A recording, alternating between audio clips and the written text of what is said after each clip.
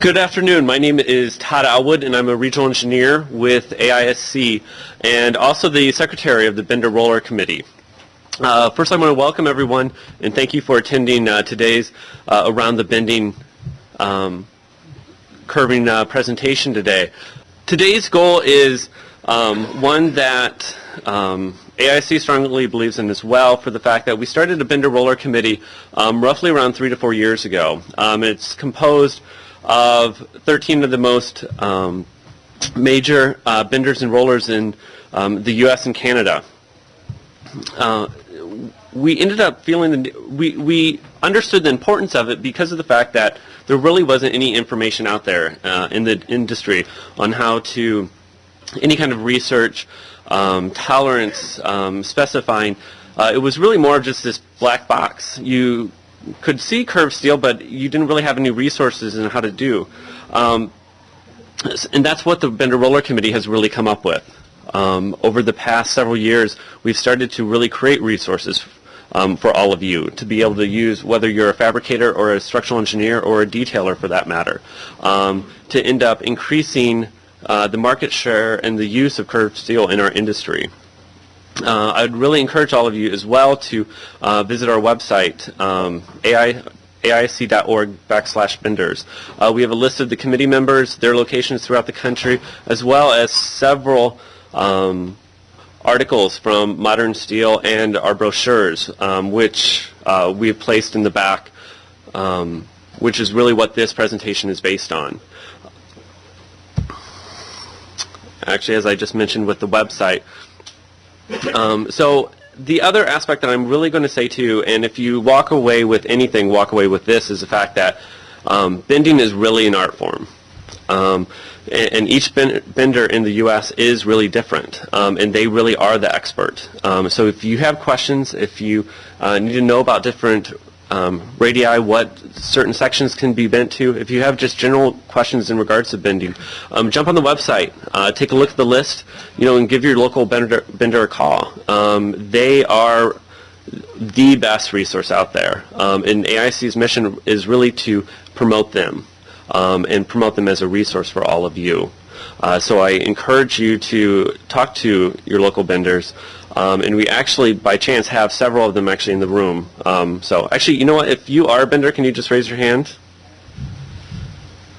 So, and with that, I am going to turn it over to Barry Feldman. He is the president of Collar Metal. He is located in Cleveland, Ohio. And he is your resource for today. So I'll turn it over to Barry. Oh, yeah. You just have to hit down to move it or up. Good morning, everyone, or good afternoon. It's almost happy hour in Nashville here. I'd like to thank you for all coming here to be at the Steel Convention as well as being at this Roller Bender Initiative. My name is Barry Feldman, and I am president of Kotler Metal Products. We're located in Cleveland, Ohio. We are one of the roller benders on the Roller Bender Committee of the AISC. Our company is close to 100 years old, and I'm very proud to be on the board of the AISC Roller Bender Committee. The AISC Roller Bender Committee consists of 13 members which make up the committee, and there's 11 bender affiliates of the United States and 2 member affiliates of Canada. We are a subcommittee of the AISC, and our goals are to educate architects, engineers, and structural fabricators of the benefits of using steel, that it's fast, efficient, higher quality, and lower maintenance. We work with the industry to increase the use of steel in construction of buildings and such. We're dedicated to making the structural steel the material of choice in our industry. Our purpose is to educate architects, engineers, and structural fabricators what can be bent, the bending parameters, and the costs involved prior to putting these drawings on paper. We strive to communicate the standards of architecturally exposed structural steel, which is the highest architectural aesthetic baseline in the industry. And we want to communicate to the aesthetic beauty of the curved steel in the marketplace instead of seeing a big gray concrete building. Some of the tools we've used with the AISC in order to accomplish these goals are the publication of the curved steel brochure, which you'll find in the back there. We also did a publication of nomenclature chart, which shows different directions and different parameters of bends of structural shapes and sizes. The AISC also had a paper done with Radar Behofta on cold bending of structural steel, as well as this wonderful PowerPoint presentation, which you're about to see. I'm going to briefly discuss and explain some of the different bending methods and what they're used for, because as Todd expressed, all the rollers and benders do processes much different, but there are certain specific processes which you look at in making your specific bends. The first one we're going to take a look at is the rotary draw bending or compression bending, and then we have the rolling, which is probably the most common that we know in our structural steel fabrication, the point bending, which is gag pressing, the synchronized incremental cold bending, the hot bending, as well as the induction bending. The rotary draw bending, or what's commonly construed as compression bending, is for very tight radii and complicated bends and a lot of repetition. It's limited to the sizes of the machinery, it's limited to the sizes of the tooling, and you have a lot of applications in industry such as exercise equipment, lighting structures. As you see in this example, you see a bicycle rack. The ones that we are most familiar with in this room is probably the rolling or the cold bending, which is a 3-bend process, and it's done in an XY coordinate. It's for larger radii, and you could go up to 360 degrees. Here are some examples of some roll bending processes. Some W27 at 146 rolled the easy way, and the W18 at 40 rolled the hard way. As you notice, even in the hard way plane, there is no distortion of the web and the flanges are kept well.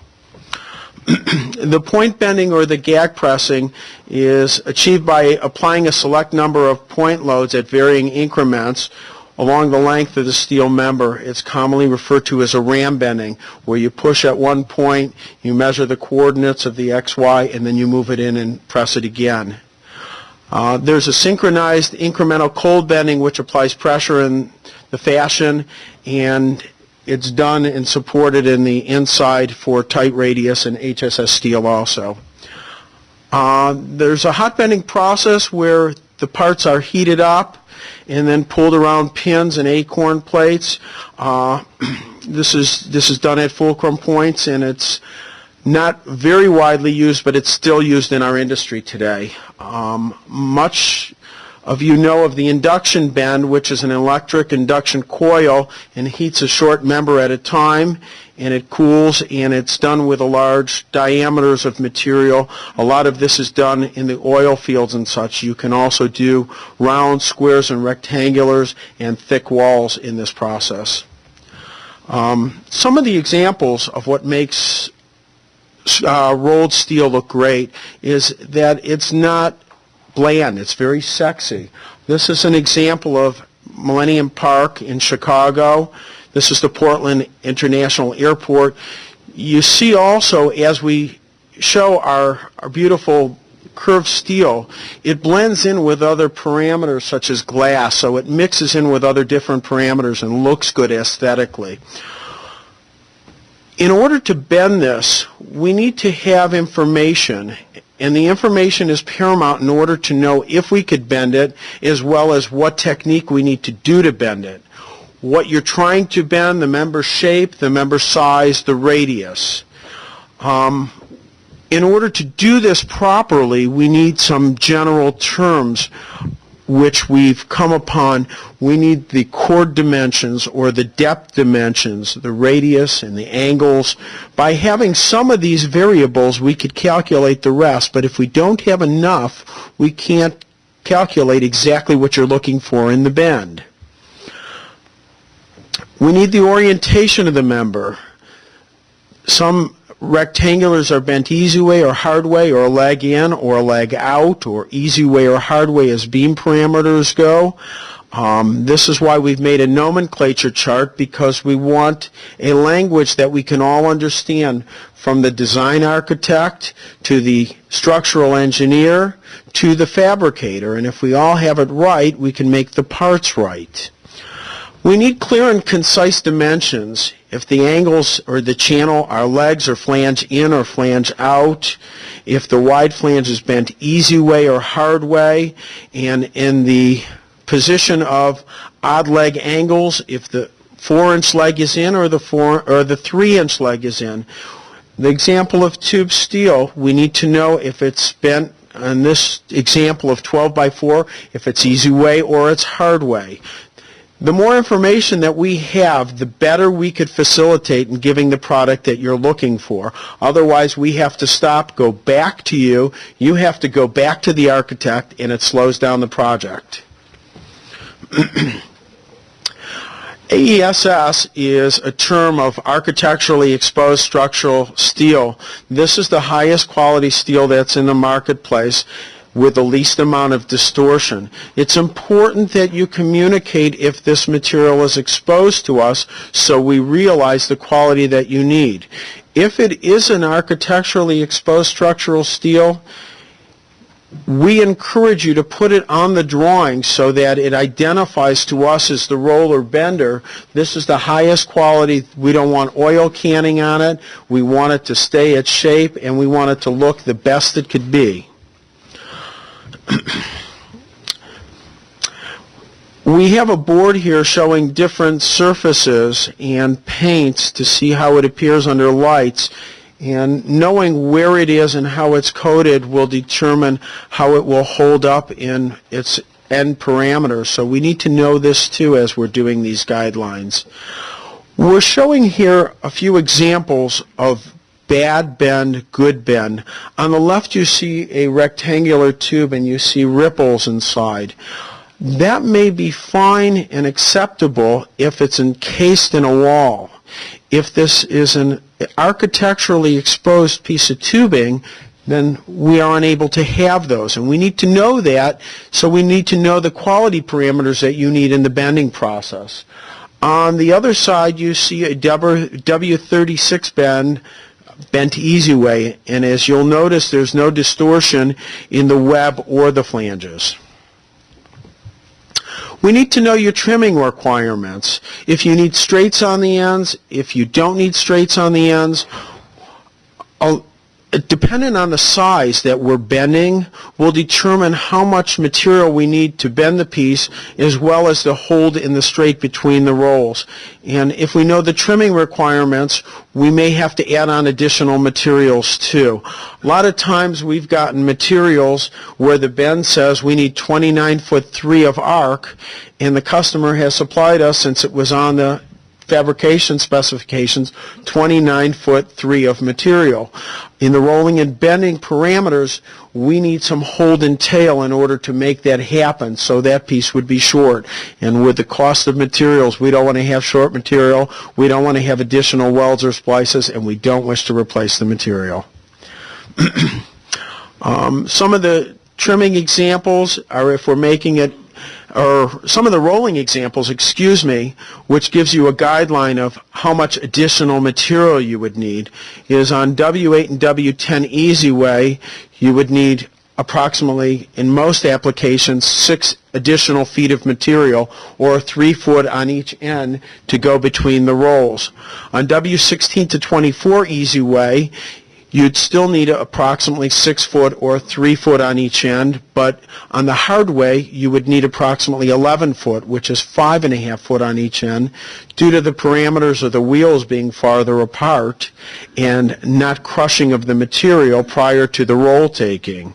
And with W27 to 40 easy way, likewise, we would need 10 foot of arc or 5 foot on each end, which is the distance between the middle roll and the end roll, and 14 foot for the hard way as a rule.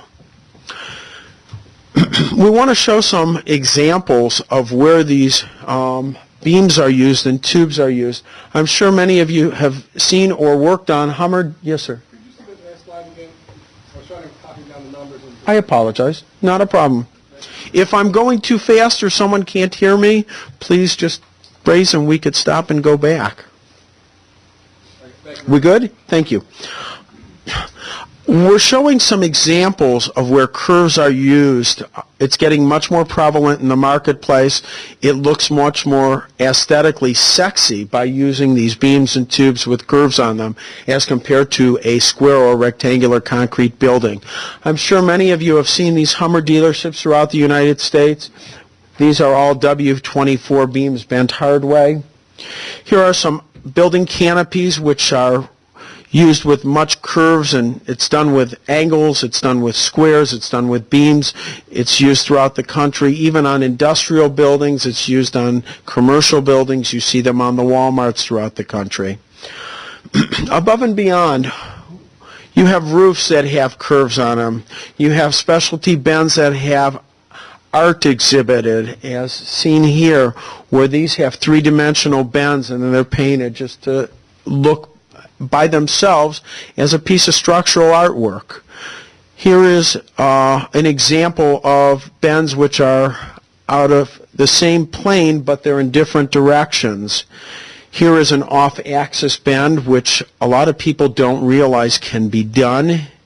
Here is a multiple axis bend where you have it in the XYZ parameters. And as many of you have worked on, here are some spiral staircases. In order to do a spiral staircase, we need to know the degree of arc from the plan view, the rise, the run, and the overall rise. If we're not giving this information, we can't do a good job for you as the structural steel fabricator, and that's why we encourage the architects and the structural engineers to put as much information as they possibly can on these drawings to give us enough information to work with in order to do the fabrication. I just had an incident with a customer here who was telling me they were doing a restaurant, and the customer called and said it's 38-foot radius, and they had these spiral staircases bent as a 38-foot radius, and they brought them to the job site, and when in fact it was a 38-foot diameter. And the restaurant was ready to open, and the tables were in, and the staircase was not ready because it was called wrong. So it could help all of us by getting the right dimensions, the correct nomenclature. Here are some other examples. The Bell South in Atlanta, Georgia. What have we learned from all of this? Bending steel is an art. It's not something that you just push a button or turn on a computer. It's very realistic for projects, and as you go through even downtown Nashville, you'll see much curved steel. It's available nationally. You have 13 wonderful roller benders that do good quality work, which are listed on the AISC line. It enhances visibility, and it increases creativity because they can bend them with mediums, with glass, and you could use stainless, you could polish it. There's so much you could do with steel. What does the bender bring? We need to know the initial requirements, what it's being used for, the wall thicknesses, if it's architecturally exposed. We need to eliminate the assumptions because we're not mind readers. We don't know where it is when it's sitting on a drawing. Is the bend possible? Which would determine the radius and the wall thickness as well as the size of the shape. We need to know this information. We need to know the expected results, what the end user, the buyer, is expecting once he receives it. And one has to realize, since we are doing processes to the steel, it brings back an incremental cost depending on what's being bent as well as what of these techniques is being bent. If it's induction bent, if it's roller bent, or if it's gang pressed and such. What are your resources? Your benders are your experts. They've been doing this for a long time. We encourage you, before you put something on a drawing, if you have a question, call your roller benders. You've got a great source from the AISC Roller Bending Committee. Call the AISC think tank because they are also a great source to you in giving you information. And the wonderful thing about the think tank is if they don't have the information, they're going to help you find it so that we can all be successful in what we're looking to accomplish. Here is the AISC website for finding the roller benders, which are the 13 on the AISC Roller Bender Committee. It's www.aisc.org/benders. And the Steel Solutions Center, which is a great resource to all of us who are members of AISC for getting information. I know even we have called the AISC Resource Center, and they help you. They're there to help you. They're a gamut of knowledge. They have so many years of experience that the problems that we think are big problems, they've probably encountered them before and can help us troubleshoot through. The goals: to educate and become informed, to know what you're looking for, to know what you're using it for, and to know what we as roller benders can offer you in the marketplace as well as the costs. These are some question and answers, but I'm not going to go through them because, again, I'd like to just stress real fast here from this great program, and this is one of the things that the AISC, in conjunction with Todd Elwood, has put together, this PowerPoint presentation, which we've shown throughout the country. We encourage you to use us as a resource for steel bending information. We encourage you to contact the AISC website or your local AISC roller bender, which is located on the website, prior to drafting up projects. Knowing also that bending steel will also have a cost differential, but it offers some aesthetic beauty to whatever project you're doing it on. And I just have a short question also. How many of us in here are architects? And how many of us in here are engineers? We have a lot of engineers here. And how many of us are structural steel fabricators? Okay. I'm sure all of us in our past have encountered curved steel and have had questions on it, and sometimes the architects will say, well, we don't want to do curved steel because we're not familiar with it. But there's a lot of opportunity to use curved steel in the marketplace. It's been used in this country for years, it's been used in Europe for years, and it sets you apart as it sets us apart. We appreciate it, and please use us, and thank you for coming today.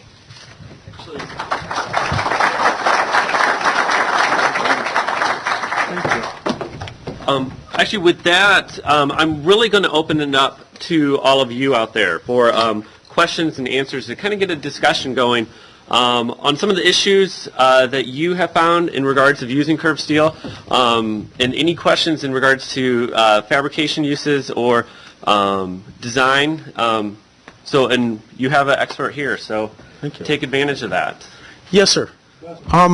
I believe the question is, and please correct me if I'm wrong, what is the best way to identify the radius in using pipe? Is it center line, inside, or outside? And it's a very good question.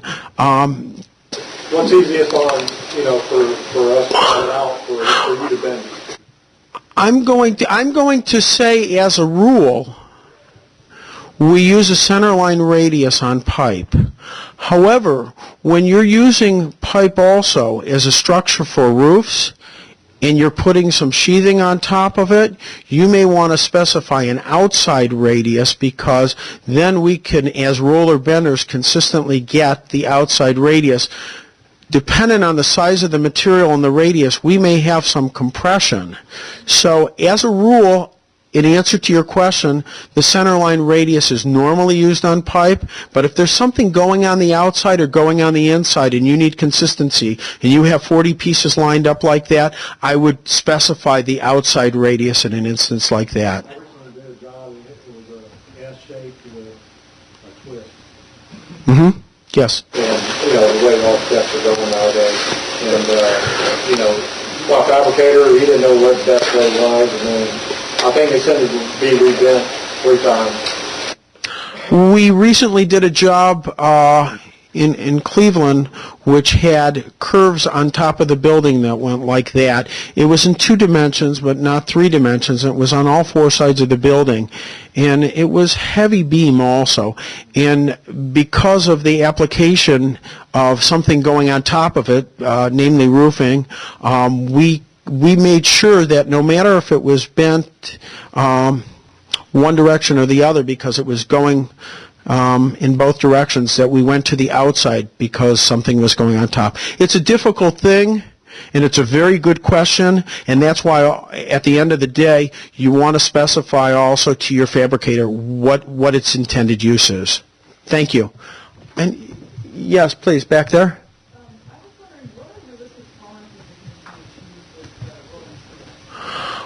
What can realistic tolerances be achieved in rolling steel? There's a number of variables that go into the processes of rolling steel. The size of the structure or shape, or the AHSS, the wall thickness of it, if it's bent easy way or if it's bent hard way, and what the radius is being looked for when you want the bend, as well as there are many different techniques to bend steel. So where some people may be able to bend it tighter than others with excellent quality, others may be not. And so in answer to your question to that, there's not an easy answer for it. My suggestion to you is to call one of your roller benders, because if they are unable to do it, my guess is they will know if it can be done and which other roller bender can do it, and they will suggest that you go to them.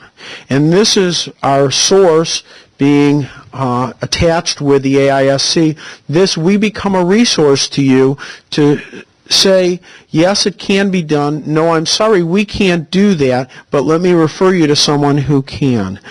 Also, as we look at these curves and you ask, can it be done or can it not be done, realize that as the curves become more complicated and they become tighter, they also become more expensive, and it adds to the cost differential of whatever project you're doing.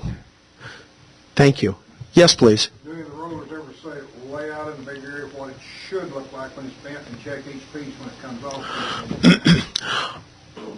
I'm going to speak for my company, and I am going to also speak for the other roller benders that are partners of mine with the AISC Roller Bender Committee.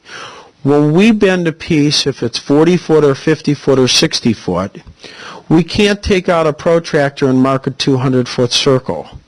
But what we do at our facility, since a chord and depth parameter does not give you a good incremental throughout the whole piece, we mark down XY coordinates on the ground every 12 inches. So when we check our pieces, we'll take a square.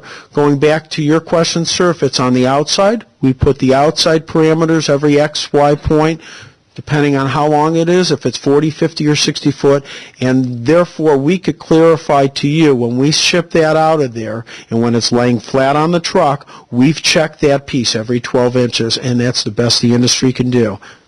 Please. The reason I asked the question, I had a customer in Northwest Arkansas that had to do a huge gasoline tank. It's so big, but it was 14.2. People had several of them that should have been identical. Came out, he said he had like 6 to 8 inch fluctuation up and down, and he wound up having to lay them down and make a big heat pattern. He was that kind of craftsman field. He said it really thought I had a problem. He had to prepay them, and they give him no change order kickback.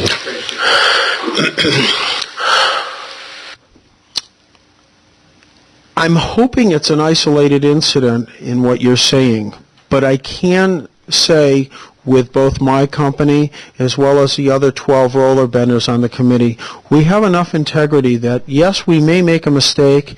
If we do make a mistake, we will stand behind it. And I don't care if it's prepaid or not. We were just having a discussion this week. Our shop was bending a 20 by 12 by half-inch wall tube, and we failed on it. And it cost us $3,800 to replace the customer's length of tube. At the end of the day, we're in this for a partnership, and if it's not right, we're not going to be in business, and neither are you. So I'm sorry you had that experience, and hopefully it won't happen again.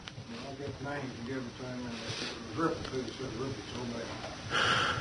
You don't have to put it up on the Well, this is why, as we're speaking here today, and what I'm trying to express, and if your supplier would have said, I want this AESS on that purchase order, that identifies to the bender, roller, we will not accept ripples like that. It's unacceptable. in the marketplace. Yes, please. Good question. What this gentleman is saying, the additional lengths on the pipe or tube or structural steel, is that the same for all benders or is it different for benders? The answer to that question is it's different for benders. That we were showing as much as a guideline, more to make you aware that we do need, all benders need excess material for hold and tail stock. Dependent on the technique as well as dependent on the machinery that we do it on will depend on how much extra material will be needed.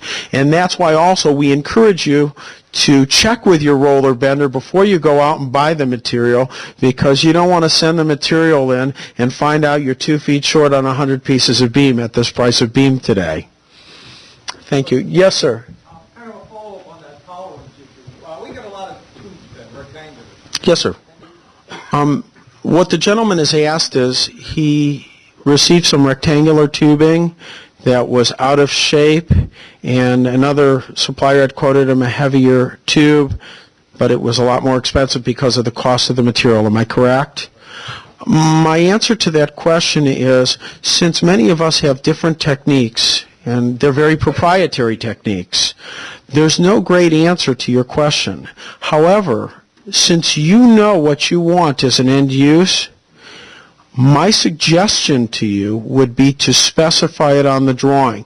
If you're taking a 12 by 6 tube quarter wall, hypothetically, and you write on there, I want to take that to a 20-foot radius, easy way, and I want a maximum 1/8 distortion, and you also identify on the drawing the parameters of the tube cannot be distorted by X amount, then it's up to us as the roller bender to say whether we can or can't do that, as well as possibly if we need to increase the wall thickness to give you the end product that you're requesting.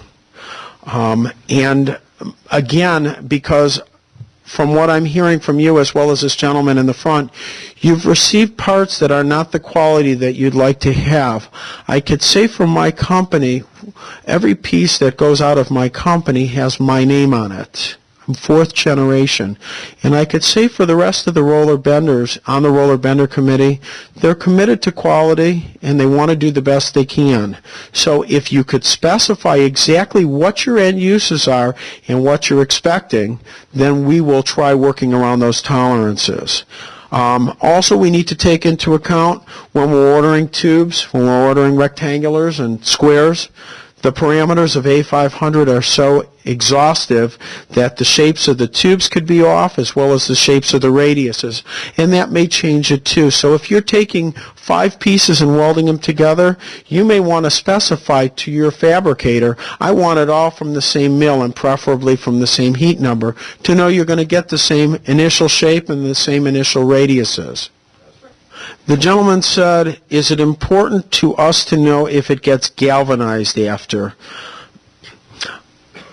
I believe it is important for us to know if it gets galvanized after, and there's a number of reasons, but some of the roller benders, if the parts are not correct, they may heat them up and pull them in before you get them. And if you're getting them galvanized, that may change the way the coating goes on. So I think if you're galvanizing them or if you're painting them after, it would be in your best interest to let the roller bender or the structural steel fabricator know. Yes.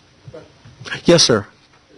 The man is asking if he asks for a rolled inquiry, and then when he's ready to place the job, hypothetically, he specifies it's AISC or architecturally exposed.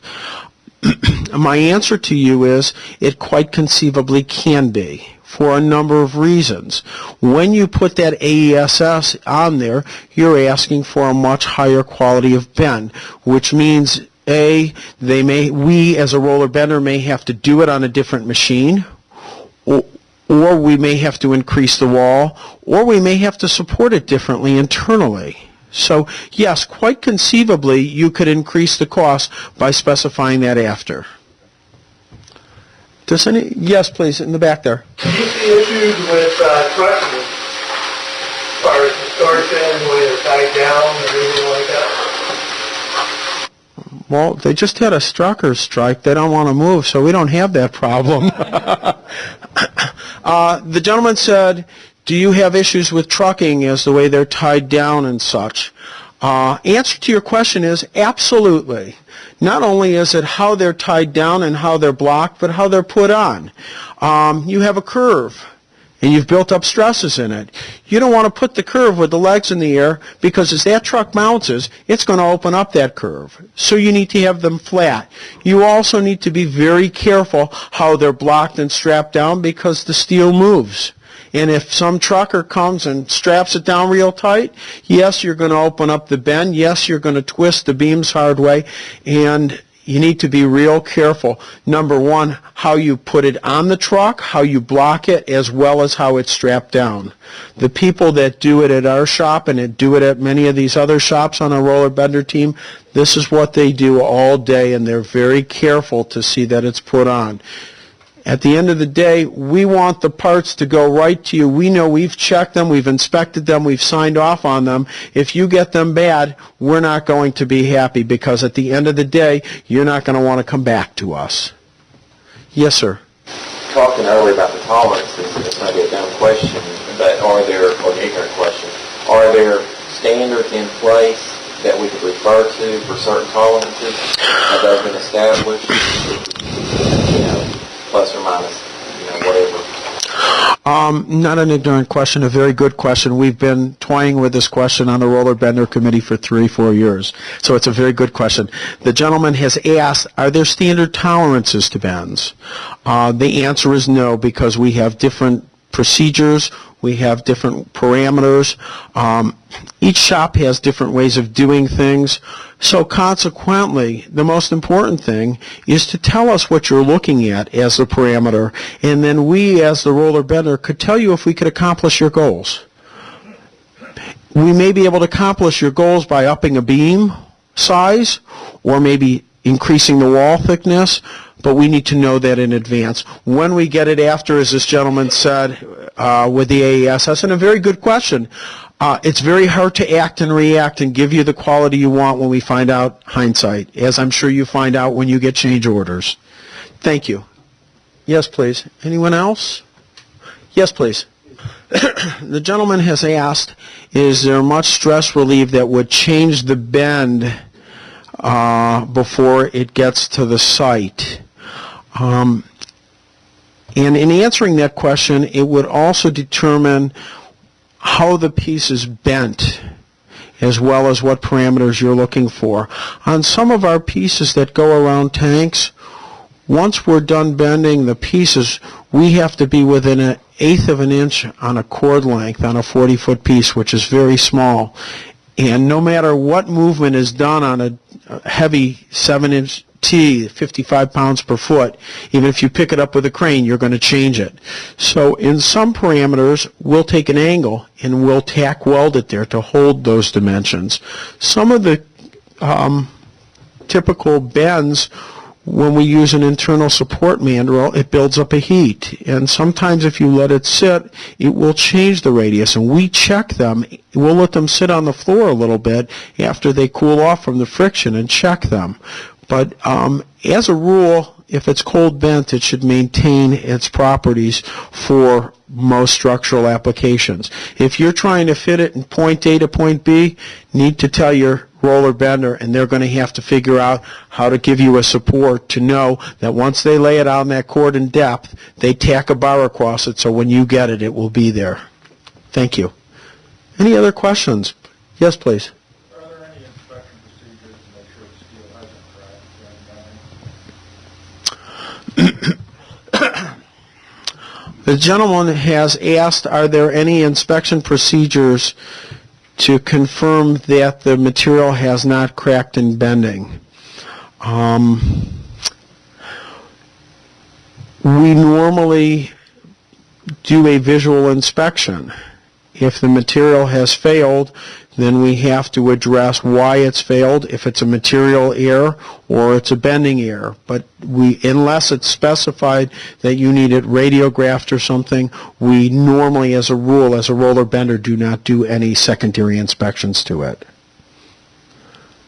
Does that answer your question? What Well, it also it depends where you're looking to check. If you're looking at a crack in the material, if you're looking at the wall thinning, if you're looking at the weld too. So there's many different ways. I'm not 100% familiar with the inspection of cracking, but I know from the roller bender's perspective, we bend it, we look at it, we maintain that the shape and the radius is right, and you visually inspect the piece. If you find some cracks and we have a problem, we address it right away. Yes, please. Anyone else? Yes, please. You mentioned off-axis. You showed a picture of off-axis bending of a tube of an HSS section. Can you do off-axis bending of right flange sections? I'm sorry, I didn't understand the question, please. You showed a picture of off-axis bending of an HSS section. In 3 dimensions. It was bent, it was mixed hard way and easy way. Can you do that for a white flange section? It's dependent on the size and the roller bender. As I shared with you, we all have different techniques and they're proprietary, so some may be able to do easy way and hard way, and some may not. With a typical 3-row process, you are unable to do an XYZ coordinate, though. Any other questions? Yes, please. Have y'all seen any sections that have been more problematic, generally characterizing and bending of it that, because a lot of times we're not really told, or I'm not, I've done, and, that's kind of my liberty to figure out what we're going to put in there for a curved section, but I usually not use a tube, but have used white flange, but have you seen any problematic, not the dog one out over the other, but is it all the same, still,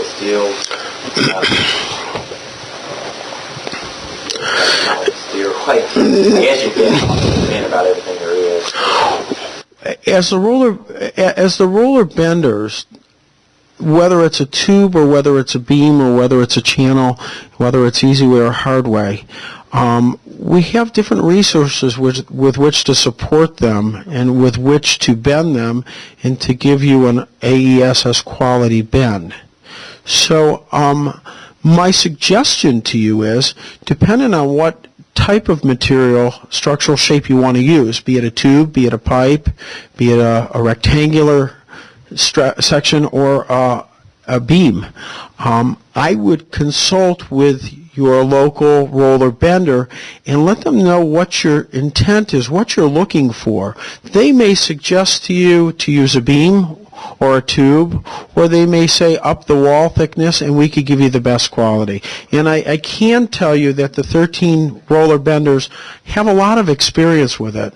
And we have a lot of experience, Philip, because we failed with them, and we learn a lot by failing. Any other questions? Yes, please, sir. Is it the same assumption that it's more expensive to get bent through a parabola than it is through a circle? Absolutely. When you have to have multiple radii in something, it's much more controlled. It's much more expensive. And that's why we also encourage you, as the roller and benders, to show us your drawings possibly before the buyer sees it, so we could tell you what can be done, what can't be done, as well as the cost differential, because you don't want to take it to a buyer and have them fall off their seat and say, I don't want to use steel because this is way too expensive. But a parabolic, as an answer to your question, is always more expensive than a curve that has a consistent radius or diameter. Any other questions? Yes, please. So I'm a structural designer, and I have a potential project that I review with a member of the roller bender committee. And I get some interaction, I get some information, and I act based on that information. I have no control over who the fabricator is eventually going to use as a bender. So the fabricator may end up going with a bender that has different capabilities than the bender I used as a consultant, if you will. Yes. What do I do? A very good question. What this gentleman is saying is he's a structural engineer, and he does the research, calls the roller benders, and he finds a roller bender that could do what he does, and then he puts the drawings out to the end user. And he has no control if the structural fabricator is going to use that roller bender. In many of the instances, what happens is you, as the structural engineer who are doing those jobs, will then say and put it on the drawing, proprietary, call bender XYZ for this curve. Then it's on the drawing, it's stamped on the drawing. The structural steel fabricator can then go there and call them direct. If, in that fact, the structural fabricator chooses to use someone down the road or ABC instead of XYZ, they're at their own risk. But at least you've identified that you've done your research, the person said they could do it, they are a company of integrity, and it's stamped on the drawing for the structural steel fabricator to identify who could give that quality bend. Thank you. Please, any other questions? Yes, sir. I had a project that it was too tight to bend, right? So we ended up building it out of plates and won't bend the plates and weld it up, CJD together. So, that was the only way. All the benders couldn't bend it. Did you use steel, sir? Yeah. Then we're all happy. It's just what I'm saying is bending is not an exact science. You don't have a formula to say, you can bend this, you cannot. You guys are experts. Right. Craft. It's like a craft, So if you tell us that you can't do it, we won't bother buying the material and have you screw it up and break it. We would just rather take it out of plate. Absolutely, and a very valid point. What the gentleman has said, there were some bends that were too tight to do, so they made it out of plate in the project. We encourage that. If we can't give you what you need, we encourage you to take another mode. But we'd rather do that than put something out in the marketplace that you get on the job site with cranes sitting there and say we can't use this and put your job in threatening situation. We don't want to do that, and that's all the more importance that you followed the path of checking before you did it, and that's what we encourage you all to do. And of course, it's very expensive. Well, it's more. Yes, it's more expensive. Absolutely. Any other questions, please? Yes, please. Many of the roller benders use 2D models, but some of us use 3D models. If you have the 3D model, I'd encourage you to give it because it also gives more information to what's being done with the part, and if it's going up on a slant and hitting numerous points and such. So the 3D model is very good, and then if anyone has a question, they're going to call you and say, can you help us with the 2Ds and help us with the parameters. But a 3D model is normally very excellent for it. As long as the dimensions are clear, the radiuses, the arcs, the chords, that's the most important thing. Not as much as which parameters of a 2D or a 3D, but that everything is spelled out so that we could understand it in a nomenclature that's standard to the whole industry. Thank you. Yes, please.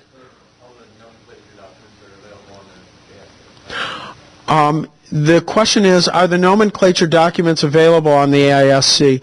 The answer is, it's on the website, but I believe you'll find some excellent literature there that prints it out, and the AISC has done a wonderful job approximately a year and a half ago of printing it out so you could have it in front of you, and we encourage you to look at it and promote it, because if we have a common language between the architects and the engineers and the fabricators and the benders, we can all do better work.